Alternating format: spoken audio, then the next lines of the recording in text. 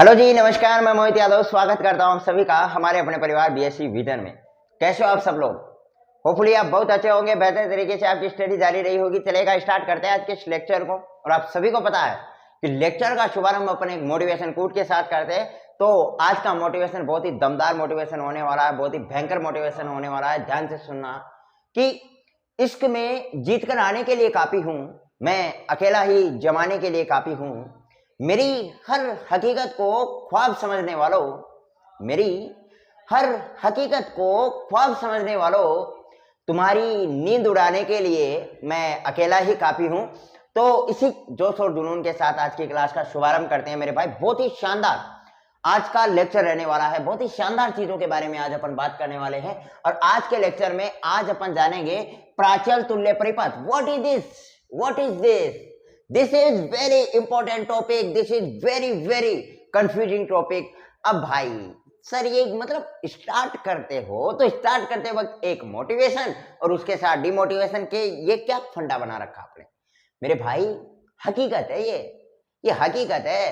तुल्य परिपथ में मैंने अक्सर लोगों को मोटिवेशन के साथ डिमोटिवेट होते देखा है, लेकिन मैं वादा करता हूं आपसे, अगर आज आप इस क्लास में बने रहे, अंत तक बने रहे, तो यहां से कंफ्यूजन नाम का कीड़ा नहीं रहेगा। बिल्कुल, मैं एकदम 100% आप स्टाम्प पे लिखवा के ले लीजिएगा, यहां से कंफ्यूजन नहीं रहेगा। ये मेरा वादा है आपसे। अगर आपको मेरे ऊपर विश्वास है, विश्वास तो रखना पड़ेगा ना भाई, बिना विश्वास के तो कोई भी काम अधूरा ही रहता है। अगर आपको मेरे ऊपर विश्वास है, मैं बोल के चल रहा हूं कि प्राचल तुल्य परिपथ आपका यूं यहीं पे चुटकियों में क्लियर करेंगे मेरे भाई। रिवीजन का वक्त नहीं है इस वक्त सिर्फ ध्यान दे करके पढ़ लेना भाई इस लेक्चर को। तो प्लीज लेक्चर नंबर 14 आपके बीच आ रहा है, और लेक्चर नंबर 14 में आपको मैं ये आश्वासन, आपको ये वादा करता हूं मेरे भाई कि इस लेक्चर को सिर्फ और सिर्फ आपको बोर्ड तक सीमित रखना है। आप बोर्ड तक देख लोगे, थोड़ी देर आप एकटक नजर से देख लोगे, तो रिवीजन नाम का कीड़ा बचेगा ही नहीं ना भाई। देखो अब मेरे भाई, यहां पे आपको एक चीज नजर आई, बोले प्राचल तुल्य परिपथ। जब नाम प्राचल का आए तो तीन ही प्राचल आपके हैं। एक तो है जेड प्राचल, दूसरा है वाई प्राचल, और तीसरा है एच प्राचल। इन तीन के अलावा कोई प्राचल मैंने आपको बताए क्या? नहीं सर, नहीं बताए। अरे तो भाई अगर ये तीन ही है तो तीन ही बताऊंगा ना भाई, इसके अलावा प्राचल है तो नहीं। इन तीनों प्राचलों का तुल्य परिपथ देखने वाले हैं। जेड का क्या होगा, वाई का क्या होगा, एच का क्या होगा मेरे भाई। डेफिनेशन जो इंपॉर्टेंट है वो काम आने वाली है आगे, उसको मैं एक बार रिवाइज करना चाहूंगा। इंपॉर्टेंट डेफिनेशन ये है कि आपको पता होना चाहिए जेड प्राचल क्या है, आपको पता होना चाहिए वाई प्राचल क्या है, आपको पता होना चाहिए एच प्राचल क्या है, तभी तो आप क्लियर कर पाओगे ना भाई आगे। ये चीजें आपको पता होनी चाहिए, ये चीजें आपको पता होनी चाहिए। What is this h parameter, what is this y parameter and what is this h parameter, ये आपको पता होना चाहिए। देखो आप सभी को पता है जेड पैरामीटर, एक पैरामीटर को याद रख लो, तीनों पैरामीटर आप खुद से बनाओगे। एक बहुत ही मोस्ट इंपॉर्टेंट चीज मैं आपको समझाने जा रहा हूं मेरे भाई, ध्यान से सुनना, कान और आंखों को खोल के बैठना मेरे भाई, और चीजों को, अपने माइंड को एकदम जनरेटर की तरह जनरेट करवा देना, बोर्ड पे फोकस कर देना। पैरामीटर नाम की कोई भी कीड़ा कभी भी आपको जिंदगी में सताएगा नहीं मेरे भाई, ध्यान देखना, सुनना। एक प्राचल को याद कर लो, तीनों प्राचल ये बाबा आपको बताने वाला है। बोले सर बताओ फिर। देखो जेड प्राचल को ध्यान रख लो। जेड प्राचल में ध्यान रखने के लिए बात क्या है, V1 और V2 आश्रित चर होते हैं। बस एक चीज ये पकड़ लो, क्योंकि V1 और V2 आश्रित चर होते हैं अपने जेड प्राचल में, बस, और कुछ भी मत याद रखो। तीनों पैरामीटर्स को अभी बना के दिखाता हूं, अभी आपको याद करा के दिखाता हूं। एक चीज याद रख लो, V1 और V2 आश्रित चर होते हैं, बस। V1 और V2 जेड पैरामीटर में आश्रित चर होते हैं, बस। पैरामीटर्स कितने हैं आपके पास? 4 हैं, V1 है, V2 है, I1 है, I2 है। अगर दो को यूज में ले लिया तो दो बच गए। तो दो कौन से बच गए? I1 I2। तो ये दोनों क्या हो गए मेरे भाई? ये क्या हो गए? स्वतंत्र चर हो गए, स्वतंत्र चर हो गए। ठीक है, जेड पैरामीटर का काम कंप्लीट। बात करते हैं वाई पैरामीटर की, बात करते हैं वाई पैरामीटर, वाई प्राचल की। तो वाई पैरामीटर जस्ट क्या है? अपोजिट। जस्ट क्या है इसके? अपोजिट। अपोजिट का मतलब सर यहां पे अगर V1 V2 आश्रित आ रहा है तो यहां पे V1 V2 स्वतंत्र हो जाएगा, यहां पे V1 V2 स्वतंत्र हो जाएगा। यहां पे I1 I2 स्वतंत्र आ रहा है तो यहां पे सर I1 I2 आश्रित हो जाएगा ना सर, आश्रित हो जाएगा ना भाई। ठीक है, यहां तक क्लियर है ना? अब देखना तीसरा क्या है? दोनों को जोड़ के बनाया जाने वाला पैरामीटर H प्राचल है मेरे भाई। H पैरामीटर एक बात बोलता है कि ऊपर वाला पार्ट Z का ले लो, नीचे वाला पार्ट आश्रित। जैसे स्वतंत्र की बात कर लो, अब आश्रित और स्वतंत्र यहीं से छाटेंगे, इसमें कोई उल्टा पुल्टा नहीं चलेगा। जैसे मान के चलो आप Z पैरामीटर की बात कर रहे हो तो आश्रित चरों में आपने V1 ले लिया, इंपीडेंस का हमेशा इनपुट लेना है। यहां पे इंपीडेंस का इनपुट पार्ट और एडमिटेंस का आउटपुट पार्ट लेना है। फिर वो किसी का भी ले लो ना भाई, किसी का भी ले लो। कैसे? सुनना ध्यान से। देखो, इंपीडेंस का V1 ले लिया आपने आश्रित चर के रूप में, एडमिटेंस का आउटपुट यानी V2 लेओगे, लेकिन ये तो स्वतंत्र है ना भाई। लेकिन अपन बात आश्रित चर की कर रहे हैं तो आश्रित चर में क्या हो जाएगा? I2। तो V1 और I2 हो गया। ये क्या हो गए मेरे भाई? आश्रित चर हो गए, है ना, आश्रित चर हो गए। इंपीडेंस का इनपुट, एडमिटेंस का आउटपुट आश्रित चर में लिया। स्वतंत्र चर की बात करते हैं तो इंपीडेंस का, अब मेरे को बताओ स्वतंत्र चर के लिए बच क्या गया? पहले ये बताओ। बोले सर स्वतंत्र चर के लिए एक तो बच गया I1, एक बच गया V2, यही तो बचा ना। V1 I2 आ गया मेरे भाई, ध्यान से सुनो, V1 I2 आ गया, V1 आ गया, I2 आ गया, बचा क्या? V2, यानी I1 और V2 बच गया। मैं क्या बोल रहा हूं? इंपीडेंस का हमेशा इनपुट आएगा। यहां पे स्वतंत्र चरों में देखोगे तो I1 क्या इनपुट ही है क्या? इंपीडेंस में ही देख रहे हैं, ठीक बात है। एडमिटेंस का हमेशा आउटपुट आएगा, चाहे आप स्वतंत्र चर ले लो चाहे आप आश्रित चर ले लो। एडमिटेंस के ऊपर आप नजर दौड़ाओगे, सर V2 है क्या? V2 आउटपुट ही है क्या? यहाँ पे भाई आउटपुट ही तो है, तो मतलब यहाँ पे V2 क्या होगा? आउटपुट होगा। और ये दोनों चर कौन से होंगे? स्वतंत्र चर होंगे। दोनों चर कौन से होंगे? स्वतंत्र चर होंगे। ये मेथड मैंने बहुत मुश्किल से ये आपके लिए, ओनली आपके लिए प्रिपेयर किया है, आपके लिए तैयार किया है। ये पूरा का पूरा हलवा है ना, जिसमें मैंने काजू, पिस्ता, बादाम सब कुछ डाल के एक भयंकर तरीके से हलवा आपको दे दिया। जो चीजें काजू अलग पड़ी हुई थी, बादाम अलग थी, किशमिश अलग थी, गाजर कहीं और पड़ी हुई है, उन सबको मिक्स करके ना उबाल के एक बेहतरीन मेवा टाइप बना के आपको ये हलवा दे दिया मेरे भाई। इसको तो चाट लो, कम से कम इसको तो चाट लो। मैंने क्या बताया? इंपीडेंस में एक चीज याद रख लो, V1 V2 आश्रित होते हैं, बस इतना याद रख लो, काम बन जाएगा। इक्वेशन में क्या करें सर? इक्वेशन में कुछ नहीं करना ना भाई, सब कुछ बताने वाला हूं।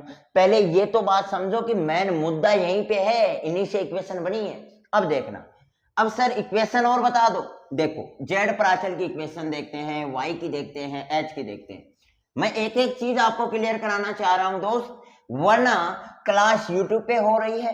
दूसरी चीज, मैंने ये पैरामीटर्स आपको फड़ा रखे हैं। मैं बोलता कि आप पीछे देख लो तो मेरे भाई कोई मेरे अंदर वो दोहराई वाली बात नहीं थी, आपको बुरा लगने वाली बात नहीं थी, लेकिन फिर भी अगर मैं इतना एफर्ट डाल के आपको समझा रहा हूं तो प्लीज समझ लो यार।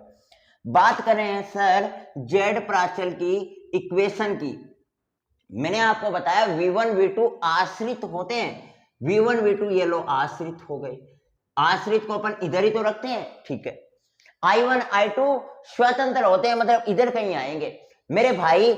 एक मेथड याद रख लो, IRFO, एक मेथड याद रख लो, आई से आर, आर के बाद ओ, ओ के बाद एफ। हमेशा प्राचल की जहां कहीं बात आ जाए, जो भी कोई प्राचल हो, उसमें यही कंसेप्ट लागू होगा, आई आर एफ ओ।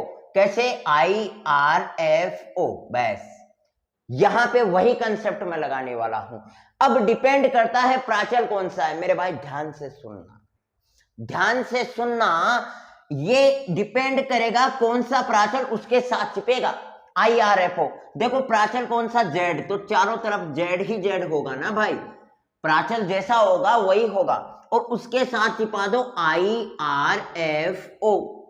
ठीक है, जेड प्राचल दिया गया है तो चारों तरफ जेड लिख दिया, आई आर एफ ओ। ठीक है, ये बात मेरे भाई V1 V2 आश्रित चर होंगे तो I1 I2 क्या होंगे? स्वतंत्र। मतलब इनपुट में क्या होगा? ये दोनों इनपुट वाले हैं, ये दोनों आउटपुट वाले हैं, तो इनपुट में करंट हो जाएगी दोनों में I1, आउटपुट में करंट हो जाएगी दोनों में I2, और बीच में निशान आ जाएगा, वो आ जाएगा प्लस का। बीच में निशान आ जाएगा, वो आ जाएगा प्लस का। अब देखते हैं वाई प्राचल। मेरे भाई ध्यान से समझना यार, मजा नहीं आएगा वरना। अब देखते हैं आप वाई प्राचल। अगर ये पूरा लेक्चर मैंने डेडिकेटेड रखा है प्राचल तुल्य परिपथ पे, तो प्लीज समझना यार।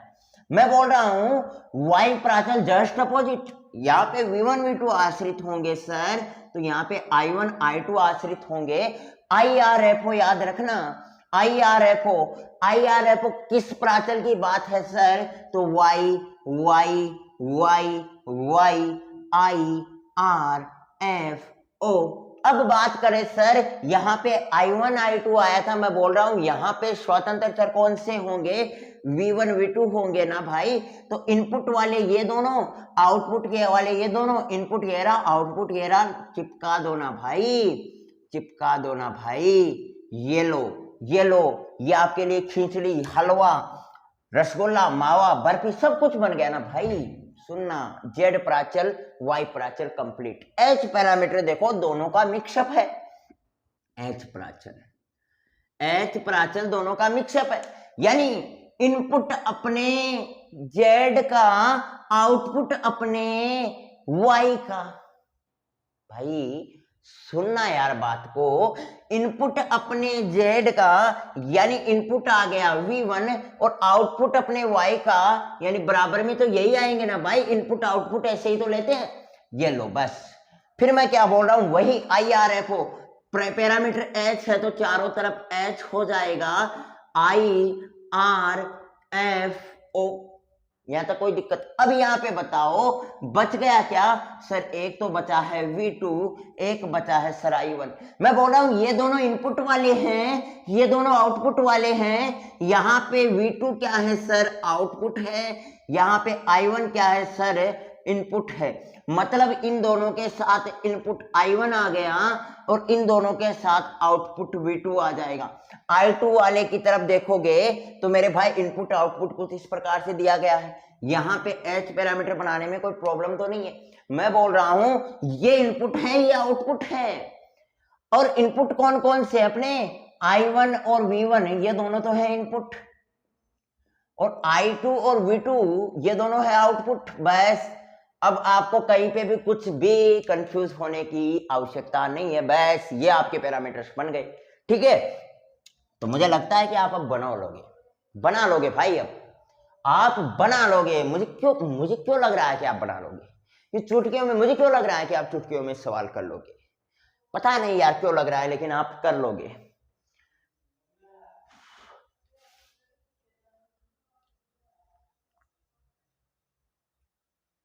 ठीक है, तो आगे बढ़े।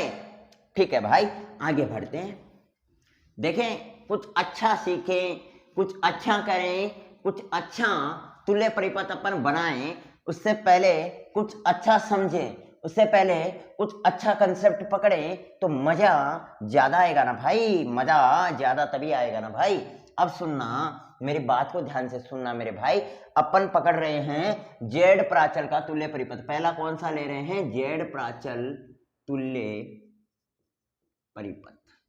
मेरे भाई एक टक नजरे गाड़े रखना मेरे भाई, एक टक नजरें गाड़े रखना। वादा करता हूं आपसे, आपको कभी इस चीज में कंफ्यूजन नाम का कीड़ा फंसाएगा नहीं, कभी आपको कंफ्यूजन होगा नहीं, और होगा तो आप मुझे याद करना कि उस मास्टर ने बोला था कंफ्यूजन नहीं होगा, फिर भी हो गया। दोस्त मैं बोल रहा हूं विश्वास, विश्वास बहुत बड़ी चीज है, विश्वास रखना। एक बहुत ही प्यारी कहानी इससे पहले मैं आपको सुनाना चाहूंगा विश्वास के ऊपर, अगर बात ही आ गई है कि तीन बहुत ही प्यारे दोस्त थे, तीन दोस्त थे। एक का नाम था धन, दूसरे का नाम था ज्ञान, और तीसरे का नाम था विश्वास। किसी कारणवश उन तीनों को अलग होना पड़ता है, तीनों को बिछड़ना पड़ता है। तो उन तीनों ने आपस में पूछा कि यार अब हम दोबारा कब मिलेंगे, कहाँ मिलेंगे। तो धन ने कहा कि मैं अमीरों के पास मिलूंगा, ज्ञान ने कहा मैं किताबों में मिलूंगा, विश्वास खामोश था। जब उन दोनों ने विश्वास से उसकी खामोशी की वजह जाननी चाहिए तो विश्वास ने कहा कि दोस्त अगर मैं एक बार चला गया तो दोबारा नहीं मिलूंगा। तो मेरे भाई विश्वास पे तो दुनिया टिकी है, विश्वास पे तो दुनिया कायम है। विश्वास रख के आप काम करोगे, मेरे ऊपर विश्वास होगा तभी आप कुछ समझ पाओगे, बिना विश्वास के कुछ भी नहीं कर पाओगे। एक मारवाड़ी में बहुत ही प्यारी कहावत है कि एक बार दूध फटने के बाद उसमें अपन मक्खन नहीं निकाल सकते। अगर एक बार दूध फट जाए तो उसमें जौन नहीं लगता। तो आपको पता है अगर एक धागा टूट जाए, कई कहावतें हैं कि एक बार अगर धागा टूट जाए तो वो दोबारा नहीं जुड़ सकता। अगर आप उसे दोबारा जोड़ना भी चाहोगे तो उस धागे में गांठ पड़ जाएगी, मतलब रिश्ता पहले की जैसे नहीं बन पाएगा। तो मेरे भाई विश्वास पे दुनिया कायम है, विश्वास आपको रखना पड़ेगा। अगर मैं कोई बात बोल रहा हूं तो विश्वास तो आपको करना पड़ेगा। अगर विश्वास नहीं है तो प्लीज मुझे माफ करना, शायद मैं आपको बेहतर कंटेंट प्रोवाइड कराते हुए भी नहीं समझा पाऊंगा। विश्वास होना बहुत जरूरी है। मैं बोल रहा हूं जेड प्राचीन तुल्य परिपथ। सबसे पहले मेन मुद्दा है यहाँ पे कंसेप्ट का, और मेन मुद्दा कंसेप्ट में यह है कि इसमें लिखे क्या। मेन मुद्दा यह है कि इसमें लिखे क्या। दो इक्वेशन आपने निकाली रखी हैं कि v1 v2 आश्रित चर होंगे, i1 i2 स्वतंत्र चर होंगे, तो ZI R अभी मैंने बताया FO i1 i2, बस इन्हीं दोनों समीकरणों से आप तुल्य परिपथ बना लोगे। आपको क्या ध्यान में रखना है, आपको बराबर के इस साइड वाली वैल्यू ध्यान में रखना है कि सोर्स कौन सा लिया जाएगा। मेरी बात सुनना, आश्रित चर आपको देख लेने हैं, मतलब बराबर के इस साइड में जो चीजें है ना वो दो सोर्स आपको लिए जाएंगे। यहाँ पे v1 v2 दिए गए, मतलब सीधी सी बात है v1 और v2 यानी दोनों ही वोल्टेज होंगे, तो अपन सोर्स कौन सा लेंगे, वोल्टेज सोर्स। आप सर्किट बना रहे हो, सर्किट में सोर्स लोगे, सोर्स कौन सा लेंगे, वोल्टेज सोर्स लेंगे, चूंकि बराबर से पहले दोनों ही वोल्टेज हैं। यानी ये हो गया इनपुट वाला, ये हो गया आउटपुट वाला। इनपुट वाले को मैं इधर बना रहा हूं और आउटपुट वाले को मैं इधर बना रहा हूं, और इसको एक साथ ऐसे मिला दे। मेरी बात यहां तक आपको समझ में आई। चूंकि सोर्स कौन सा है, वोल्टेज, तो मतलब इसके पास जो रेजिस्टेंस होगा वो सीरीज में होगा। चूंकि सोर्स वोल्टेज सोर्स है तो वोल्टेज सोर्स में जो रेजिस्टेंस होता है वो सीरीज में होता है, तो ये अपने रेजिस्टेंस को सीरीज में कर दिया। यहां तक कोई दिक्कत परेशानी यहां तक नहीं होनी चाहिए।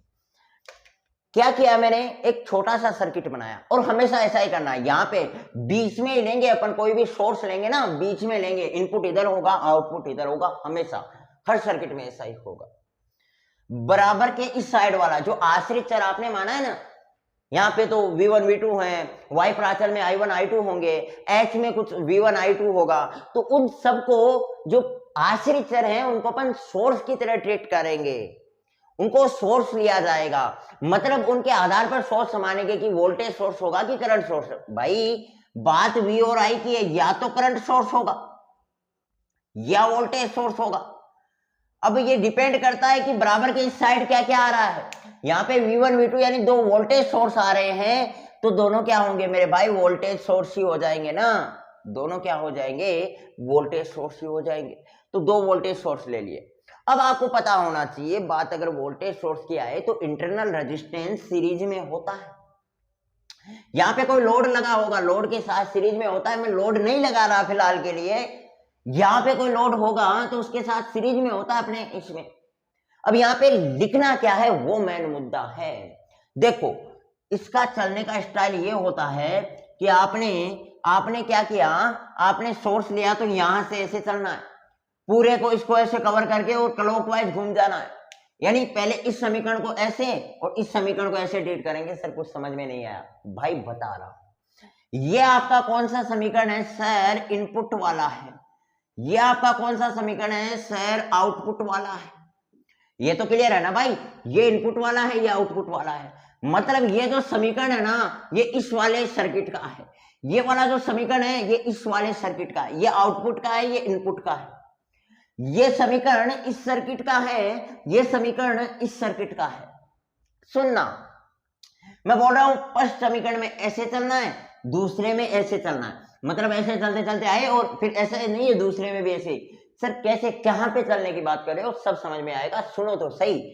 इसमें ऐसे चलेंगे, दूसरे में ऐसे चलेंगे। अब देखो चलने का आपको बता देता हूं। पहले आ रहा है वोल्टेज V1, तो V1 कहां होगा? दो टर्मिनल के बीच में। इनपुट में बात कर रहा हूं, V1 कहां होगा? इन दोनों टर्मिनल के बीच में होगा, क्योंकि वोल्टेज ड्रॉप हमेशा दो टर्मिनल के बीच में होता है, तो इन दोनों के बीच में हो गया V1। फिर आगे चला, यहां से अपन चलना स्टार्ट कर रहे हैं ना, तो ऐसे ही चलेंगे, ऐसे ही चलेंगे। फिर आगे चला तो ZI और I1 आया। यहाँ पे ZI क्या हो गया मेरे भाई? रेजिस्टेंस, इंपीडेंस वाला है। I1 का मतलब करंट, तो करंट इनपुट में जाएगी, तो इस प्रकार से ये करंट चली गई। ये कंप्लीट, यहां तक कंप्लीट हो गया भाई। पहले आपको वोल्टेज नजर आया जो दोनों सिरों के बीच में ड्रॉप होता है। फिर ZI I1 आया, तो ZI में अपना ZI तो रेजिस्टेंस हो गया, I1 क्या हो गया मेरे भाई? वोल्टेज की बात कर रहे हो ना, तो V = IR होता है। तो I1 यहाँ पे क्या हो गया? ड्रॉप हो गया, I1 करंट। ये दोनों पहले वाले को बीच में टुकड़े में तोड़ना है। फिर आया ZR I2, तो एक सोर्स है वो है ZR I2, इस पे वोल्टेज होगा ना, तो वोल्टेज V = क्या होता है? IR। तो ये IR इसी के लिए बचा है ZR I2, तो ये पूरा हो गया ZR I2। अब मेरे भाई ये आपका इनपुट वाला समीकरण कंप्लीट, ये इनपुट वाला सर्किट कंप्लीट। आउटपुट में मैंने आपको बताया जिस प्रकार से आप यहां से चलना स्टार्ट किया, इस प्रकार से आप यहां से चलना स्टार्ट करोगे। और इसमें भी सर्किट में पहले आप यहां से चल रहे थे, इक्वेशन में भी आपने यहां से इनपुट से चलना स्टार्ट किया, आउटपुट में आप इधर से चल रहे हो, तो यहां भी इधर से चलना स्टार्ट करना मेरे भाई। ध्यान से सुनना, इनपुट में मैं बोल रहा हूं इक्वेशन आपने इधर ली, तो यहां से वैल्यू आपको पुटअप करना स्टार्ट हुआ, मतलब इनपुट में ऐसे चल रहे हैं। आउटपुट में अपन वैल्यू इधर से लेंगे, इधर से यहां से लेंगे, तो आउटपुट में चलेंगे भी यहां से। सबसे पहले ZOI2, तो इसको टुकड़े में तोड़ेंगे, क्योंकि यहां से चल रहे हैं ना। ZOI2 को टुकड़ों में तोड़ोगे तो I2 तो करंट है, तो I2 करंट इधर फ्लो हो जाएगा। ZO ये लो रेजिस्टेंस आ गया, क्योंकि चलते वक्त सबसे पहले रेजिस्टेंस आया, तो रेजिस्टेंस में अपन को वैल्यू देनी पड़ेगी, और I2 ये टूट गया। फिर आप आगे चले तो ZF I1 आया, आप इसके आगे चले तो वोल्टेज सोर्स आ रहा है V = IR, IR नजर आ रहा है ना भाई, ZF I1 हो गया, ZF I1 हो गया। और ये V2, तो V2 तो दो सिरों के बीच में वोल्टेज ड्रॉप होता है, पूछने की आवश्यकता नहीं है। दो सिरों के बीच में क्या होता है मेरे भाई? वोल्टेज ड्रॉप होता है, पूछने की ही आवश्यकता नहीं होनी चाहिए। अब मेरे भाई इस सर्किट में कोई भी परेशानी, कोई भी दिक्कत नहीं होनी चाहिए। मैं क्या बोल रहा हूं एक बार दोबारा से सुनना। यहां पे सबसे पहले अपन ने दो इक्वेशन मान लिए। इक्वेशन में इनपुट हमेशा ऐसे चलेगा, इनपुट यहां से ही तो चलना स्टार्ट करोगे, और ऐसे चलते फिर घूमते क्लॉकवाइज चले जाना आपको। यहां से चले और फिर क्लॉकवाइज जैसे घूमते हुए ऐसे चलना है। जहां से चलोगे, इनपुट इधर से चल रहे हो, तो इनपुट में चलना भी इन पॉइंट से ही स्टार्ट करेंगे। आउटपुट में इधर से चल रहे हो, तो इसमें भी भरना भी इसी पॉइंट से स्टार्ट करेंगे। अब आप जैसे चले V1 कहां होता है? इधर से चल रहे हो ना, सुनना, V1 कहां होता है कि सर दो पॉइंटों के बीच पोटेंशियल डिफरेंस V1 होता है, तो इन दोनों पॉइंटों के बीच पोटेंशियल डिफरेंस V1 हो गया। फिर आप आगे चले, ZI I1 आया, आप इसमें चले ना आगे, इसमें भी तो चलो, इसमें आया रेजिस्टेंस, तो सर रेजिस्टेंस देख लो इसमें। ZI I1 में रेजिस्टेंस वाला पार्ट कौन सा? बोले ZI। फिर I1 क्या है? करंट है, तो करंट इधर चल रहे हैं तो इधर ही फ्लो होगा, करंट इधर चल रहे हैं तो इधर ही फ्लो होगा, तो I1 करंट है, यहां से फ्लो करा दिया। फिर आप आगे चले तो एक सोर्स आया, वो वोल्टेज सोर्स आया, वोल्टेज सोर्स V = IR होता है, मतलब IR वाला पार्ट पूरा का पूरा यहां पे आ गया। ठीक है, ये इनपुट कंप्लीट। अब आउटपुट आपको समझना है, मैं बोल रहा हूं आउटपुट में ऐसे चलेंगे, इधर से चलेंगे, तो इसमें भी इधर से ही चलेंगे। जैसा आप इक्वेशन में चल रहे हो वैसा ही आपको सर्किट में चलना है। आप इक्वेशन में इधर से चल रहे हो, इधर से ही चलो। मेरे भाई इक्वेशन में आप चले, सबसे पहले आपके पास रेजिस्टेंस है, रेजिस्टेंस में रेजिस्टेंस वाला पार्ट है जेड नॉट, और वहां पे तो I1 था तो I1 लगा दिया, यहाँ पे I2 है तो I2 करंट फ्लो करा दिया, इधर से चल रहे हैं तो इधर डायरेक्शन लग दी।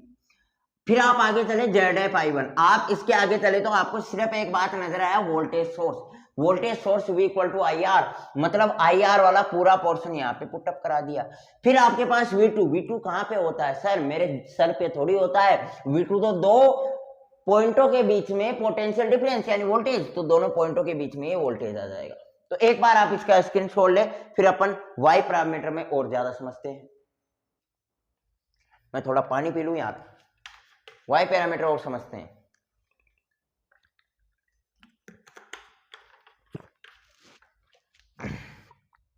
सुनना भाई,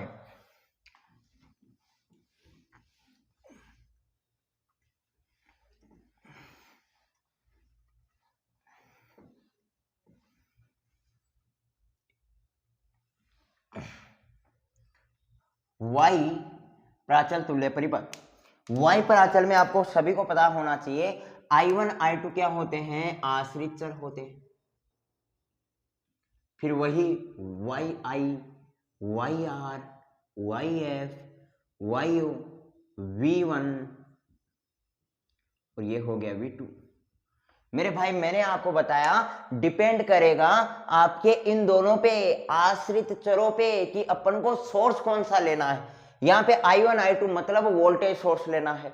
अब मेन दिक्कत ये करंट सोर्स में ये चिन्ह वाली दिक्कत आती है। मेरे भाई आपको क्यों आनी चाहिए, आपको पता है समीकरण एक तो ये वाला इनपुट वाला तो इधर चलेगा, आउटपुट वाला इधर चलेगा, मतलब करंट की डायरेक्शन इनपुट में तो इधर चलने का मतलब करंट की डायरेक्शन इधर होगी इनपुट में, तो ठीक है। आउटपुट में किधर होगी भाई, आउटपुट की तरफ होगी।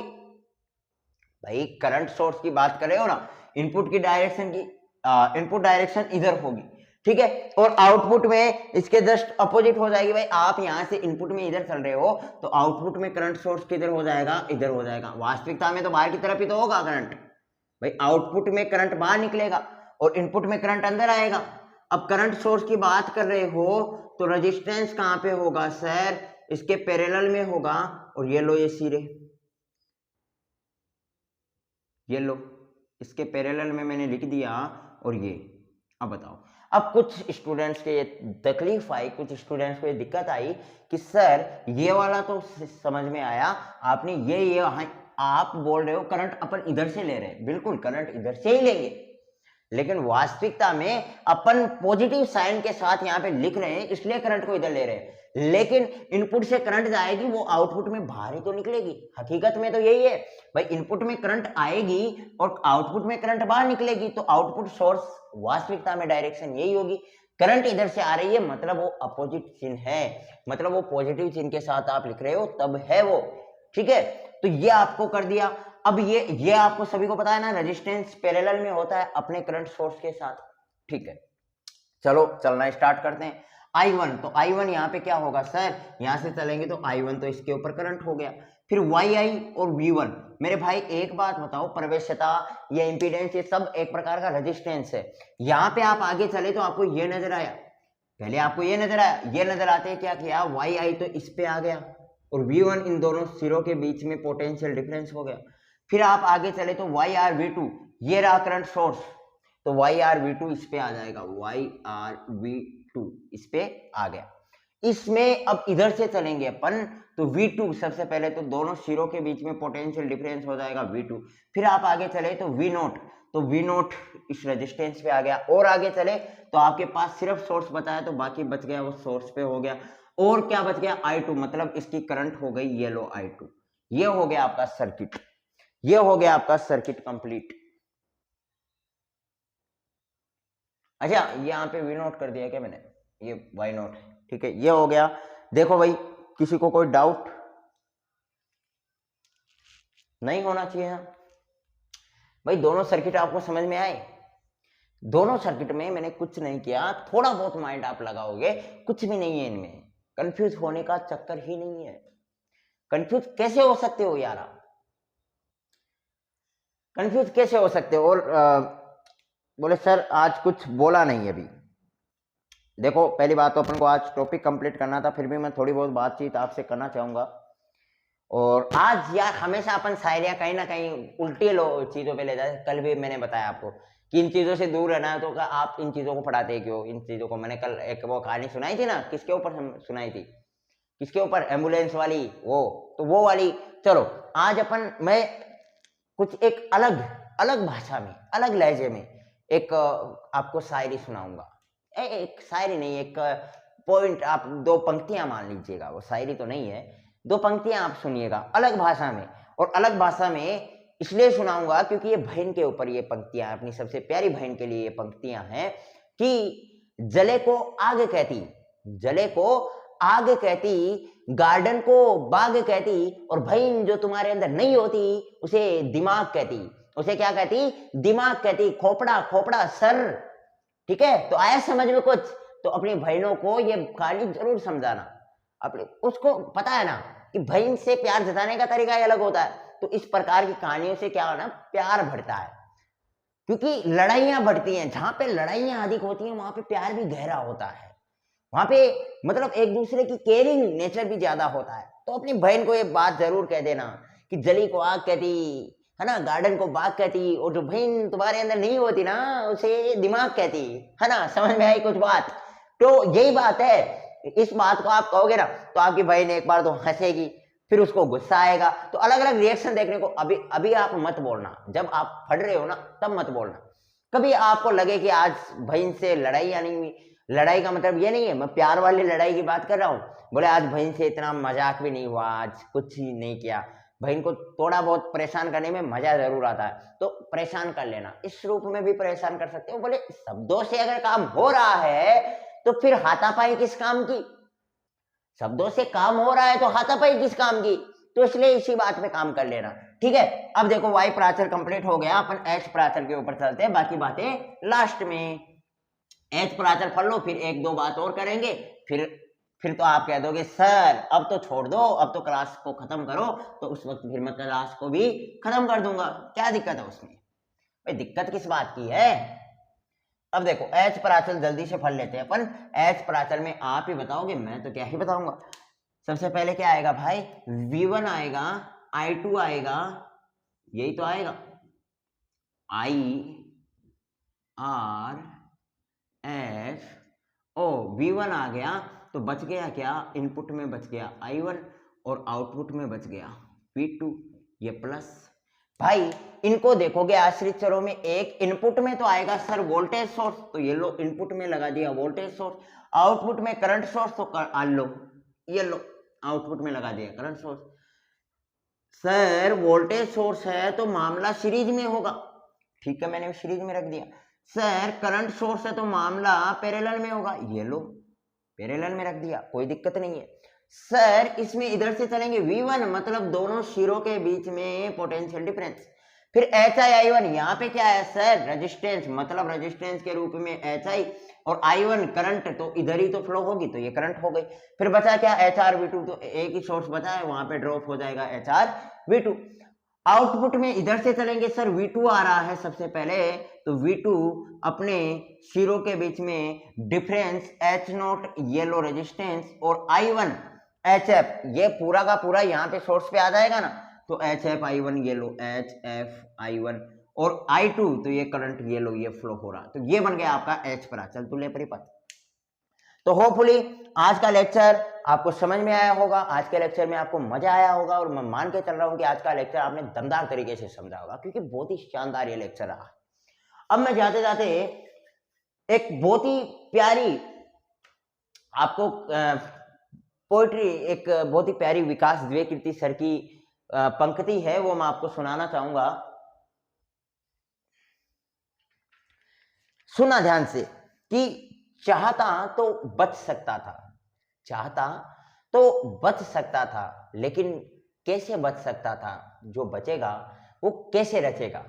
तो मेरे भाई बहुत ही प्यारी ये कविता है, बहुत ही प्यारी ये पोएट्री है।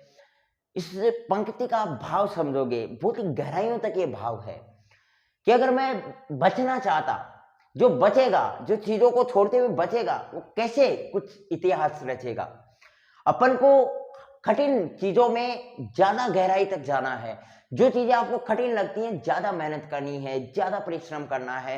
क्या क्या लगता है आपको, क्या ये पैरामीटर्स मेरे को पहली बार में समझ आ गए थे? क्या लगता है आपको, क्या ये सर्किट मैंने एक बार में कंप्लीट कर लिया था? भाई नहीं, कई बार कोशिशें की, कई बार बार बार ये गलतियां हुई, बार बार मिस्टेक हुई, बार बार उनको सुधारा, तब जाकर के ये पैरामीटर्स बन पाए। जब पैरामीटर्स बने, बार बार जितनी बार मैं मेहनत करता गया, कुछ अलग लॉजिक निकल करके आने लगा, कुछ अलग लॉजिक मेरे को नजर आने लगा, और उस लॉजिक से मैं आपको समझाने लगा। मेरे भाई एक बात ध्यान से सुनना, मैं किसी भी सब्जेक्ट का मैं दादा नहीं हूं, मैं किंग नहीं हूं। मेरे को कोई भी सब्जेक्ट ऐसा नहीं है कि ये परफेक्ट है। सिर्फ मेरे अंदर एक हुनर है, मेरे अंदर एक जज्बा है सीखने का। बस मेरे अंदर इतना है कि मैं सीख के आपको समझा सकता हूँ।